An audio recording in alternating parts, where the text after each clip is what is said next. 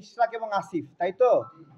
আচ্ছা, ইশরাক ইশরাক এবং আসিফ এই গত 6 মাসের বা গত 8 মাসের কার্যক্রমে ইশরাক নাকি আসিফ কে বেশি দুর্নীতিবাজ প্রমাণিত হয়েছে? ইয়েস এবং নো। আসিফ না ইশরাক? কার কেলেঙ্কারি বের হয়েছে, আসিফের না ইশরাকের? আসিফের বের হয়েছে।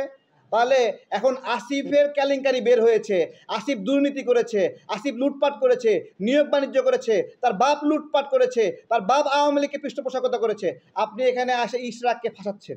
ইশরাকের ক্রাইম কি কি ভাই? আদালত তার পক্ষে রায় দিছে, এই তো। সেই রায় অনুযায়ী সে অধিকার চায়, তাহলে সেই অধিকার দেওয়া হচ্ছে না। সেম একই অধিকার চট্টগ্রামে আপনি দিয়েছেন, চট্টগ্রামে দিয়েছেন কিন্তু ঢাকায় দিতে যাচ্ছেন না। কেন দিতে যাচ্ছেন না? কি কার মেয়াদ? দাঁড়ান। আচ্ছা, ইশরাকের মেয়াদ নাই। আচ্ছা, একজন ব্যক্তি, আচ্ছা আমি বলছি, ভালো বলেছেন, ইশরাক ভাইয়ের মেয়াদ নাই, এই তো। ইশরাক ভাই দায়িত্বই তো নেয়নি, শপথই গ্রহণ করেনি, সে মেয়াদ পেল কই থেকে? ইশরাক ভাই তো শপথই নেননি। উনি কি একদিনের জন্যও ছিলেন? বলেন, ওনার মেয়াদটা গেল কিভাবে? ওনার মেয়াদ খেয়ে ফেললো কে? এখানে দেখেন পক্ষ কয়টা, তাপস এবং ইশরাক, নাকি দুটা পক্ষ না? আদালতের কাছে কি বলেছিল? যে এইরকম করে ইলেকশন ইঞ্জিনিয়ারিং করে আমাকে হারানো হয়েছে, নাকি? ইলেকশন হওয়ার 30 দিনের মধ্যে সে আবেদন করেছে যে আমাকে এই উপায়ে হারানো হয়েছে, এই কারণে আমি বেশি বেশি পেয়েছি। আপনারা বিচার বিশ্লেষণ করে এই তাপসকে পরাজিত ঘোষণা করেন, আমাকে বিজয়ী ঘোষণা করেন। সেই বিচারটাই 2 বছরে হয়েছে বা 3 বছরে হয়েছে। হওয়ার পরে আদালত কি পেল? যে হ্যাঁ, তাপস ওই সময় পরাজিত ছিল, তাই না? সেই পরাজিত হওয়ার প্রেক্ষিতে বলছে ঠিক আছে, এখন থেকে ইশরাক তাহলে বিজয়ী। তাহলে এখন আপনি বলেন, আপনি তাপসের পক্ষে নাকি ইশরাকের পক্ষে? বলেন এটা।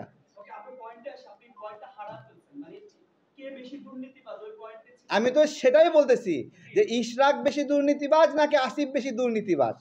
আপনারা তো এই জায়গাতে ধরছেন না। এখন আসিফ হলো আপনার হলো, আমি তো বলতেছি আসিফের যতগুলো কেলেঙ্কারি বের হয়েছে ওর ফাঁসি হয়ে যায় সেই হিসেবে।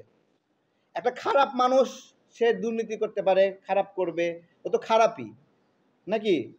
যেমন একজন সুইপার, তার কাজই তো নোংরা হাত দিয়ে নাড়া, তাই না? তা একজন সুইপার, তার কাজ নোংরা দিয়ে হাত নাড়া। তা একজন বাবুর্চি, তাকে কি আপনি অ্যাকসেপ্ট করবেন সেও হাত দিয়ে নোংরা নেড়ে আপনাকে খাওয়াবে?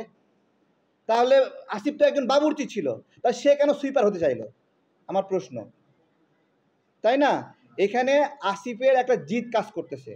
একটা 150 টাকার ছেলে যে বাই চান্সে ক্ষমতায় ঢুকেছে, সেফ বাই চান্স, জনগণের ম্যান্ডেট নিয়ে ঢুকেছে। ইশরাক ভাই তো কিছুটা ম্যান্ডেট আছে, তাই কিছুটা তো আছে, তাই না? বেস্ট অল্টারনেটিভ না? নাকি আসিফ একজনকে এইরকমভাবে সুপারিশ করবে, ডিও লেটার দেবে, আর সে প্রশাসক হয়ে যাবে, মেয়র হয়ে যাবে? এটা কি আপনারা চান? উত্তরের মতো আপনারা চান যেরকম একটা চিঠি দিয়ে দিবে, মানে ইশরাক কিছু ভোট পেয়েছে, আদালতের রায় পেয়েছে, ওইটা অ্যাকসেপ্টেবল না, কিন্তু আসিফ একজনের নামে ডিও লেটার দিবে, দিয়ে 2 কোটি 20 কোটি 30 কোটি টাকা নেবে, ওইটা হলো গ্রহণযোগ্য, তাই না? আপনারা আসিফ এখনো দায়িত্বে আছে কিভাবে, এটা তো আমাদের আশ্চর্য করে, তাই না? সে কি করছে?